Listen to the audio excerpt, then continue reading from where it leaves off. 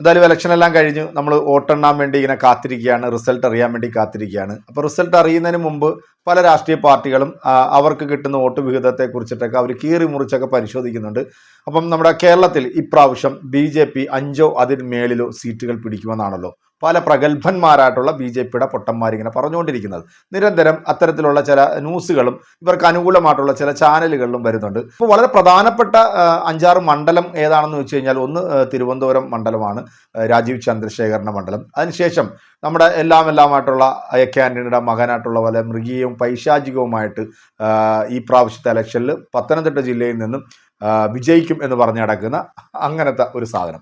ഇവർ 100% വിശ്വാസം പുലർത്തുന്ന ഒരു മണ്ഡലമാണ് നമ്മുടെ ആക്ഷൻ ഹീറോ സുരേഷ് ഏട്ടൻ്റെ തൃശ്ശൂർ മണ്ഡലം. കഴിഞ്ഞ ദിവസം മാതൃഭൂമി ചാനലിനകത്ത് അഭിലാഷും നമ്മുടെ ഒട്ടകഞ്ചിയും തമ്മിൽ നടന്നിട്ടുള്ള ഒരു ചർച്ച, ഈ ചർച്ച പൂർണ്ണമായിട്ട് നിങ്ങളൊന്ന് കേൾക്കണം കേട്ടോ.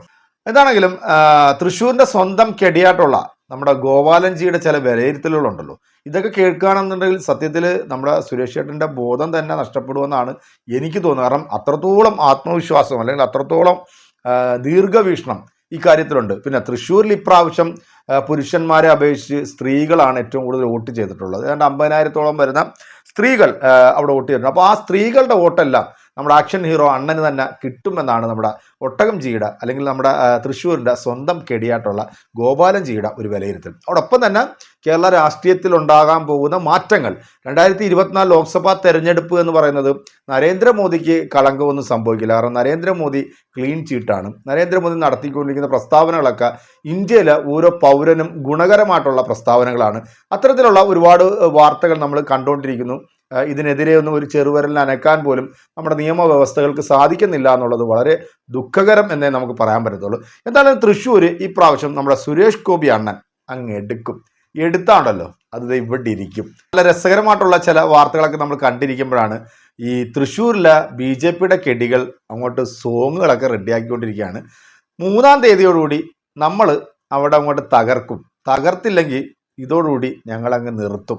ചർച്ചയുടെ ആ ഒരു പൂർണ്ണ രൂപം പ്രിയപ്പെട്ട പ്രേക്ഷകരെ ഒന്ന് കണ്ടു നോക്കിയിട്ട് നമുക്ക് വീഡിയോയിലേക്ക് തിരിച്ചു വരാം. പോവാം. ശ്രീ ബി ഗോപാലകൃഷ്ണൻ 12+ ആണ് LDF പറയുന്നത്, 2020 ആണ് UDF പറയുന്നത്. എന്താണ് BJP പറയുന്നത്? തൃശ്ശൂരിൽ എന്ത് സംഭവിക്കും? പലരും എന്നോട് ഒക്കെ തൃശ്ശൂരിൽ എന്താണ് സംഭവിക്കുക, നിങ്ങൾ ആ ഗോപാലകൃഷ്ണനെ വിളിച്ചൊന്ന് ചോദിക്കുന്നൊക്കെ ചോദിക്കുന്നുണ്ട്. എന്താ അവസ്ഥ? ഞാൻ ഈ UDF പറഞ്ഞതും LDF പറഞ്ഞതിൽ നിന്ന് വ്യത്യസ്തമായ ഒരു സമീപനം തെരഞ്ഞെടുപ്പിന് ശേഷമുള്ള ഒരു അനാലിസിസ് പറയാനാണ് ആഗ്രഹിക്കുന്നത്. തൃശ്ശൂരിൽ എന്ത് സംഭവിക്കും, തിരുവനന്തപുരത്ത് എന്ത് സംഭവിക്കും എന്നുള്ള കേവലമായിട്ടുള്ള ഒരു കാര്യമല്ല ഞാൻ പറയാൻ ആഗ്രഹിക്കുന്നത്. തൃശ്ശൂരിലെ കാര്യം എനിക്ക് ഉറപ്പായിട്ട് പറയാൻ പറ്റും. അത് താങ്കൾ ചോദിച്ചതുകൊണ്ട് പറയുകയാണ്. തൃശ്ശൂരിൽ തീർച്ചയായിട്ടും സുരേഷ് ഗോപിക്ക് വലിയ അനുകൂലമായ ഒരു ഓർഗാനിക്കായിട്ടുള്ള ഘടകമുണ്ട്. ഞാൻ മനസ്സിലാക്കുന്നത് ഒരു 50,000 സ്ത്രീകൾ അവിടെ കൂടുതലായിട്ട് പുരുഷ വോട്ടർമാരേക്കാൾ കൂടുതൽ സ്ത്രീകൾ വോട്ട് ചെയ്തിട്ടുണ്ട് എന്ന് മാത്രമല്ല, ഒരു ഓർഗാനിക്കായിട്ട് സുരേഷ് ഗോപിയോടൊരു താല്പര്യം അവിടെ ഉണ്ടായിട്ടുണ്ട്. ആ താല്പര്യം തീർച്ചയായിട്ടും സുരേഷ് ഗോപിക്ക് നല്ല ഘടകമായി വരികയും സുരേഷ് ഗോപി ഒരു 12,000-നും 25,000-നും ഇടയിൽ ജയിക്കാനുള്ള സാധ്യതയാണ് താങ്കളുടെ ചോദ്യം എന്ന ഒരൊറ്റ കാര്യം കൊണ്ട് മാത്രം ഞാൻ പറയാൻ ഉദ്ദേശിക്കുന്നത്. പക്ഷേ എൻ്റെ അനാലിസിസ് ഡിഫറൻ്റാണ്. എൻ്റെ അനാലിസിസ് എന്ന് പറഞ്ഞാൽ 1965 ശേഷം കേരള രാഷ്ട്രീയത്തിൽ രൂപം കൊണ്ടുവന്നിട്ടുള്ള ഒരു മധ്യവർഗമുണ്ട്. അവർ പ്രത്യയശാസ്ത്രത്തെയും നേതാക്കളെയും വിശ്വസിച്ചുകൊണ്ടാണ് അവർ വോട്ട് ചെയ്തിട്ടുള്ളത്.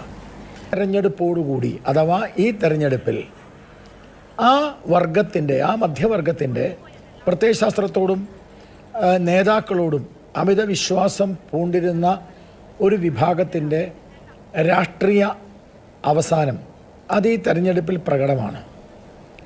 അതുകൊണ്ടാണ് ഈ തെരഞ്ഞെടുപ്പിൽ പെർസെൻറ്റേജ് ഓഫ് വോട്ട് വർദ്ധിക്കാതെ പോയിട്ടുള്ളത്. അതുകൊണ്ട് ശബരിമല വിഷയം വന്നിട്ടും CPMൻ്റെ വോട്ട് ഷെയറിൽ, അവരുടെ തനതായിട്ടുള്ള വോട്ട് ഷെയറിൽ വലിയ മാറ്റം ഉണ്ടായില്ല. എന്നാൽ അതേ സമയത്ത് UDF ഒരു തരംഗം പോലെ ഞടിക്കുകയും ചെയ്തു.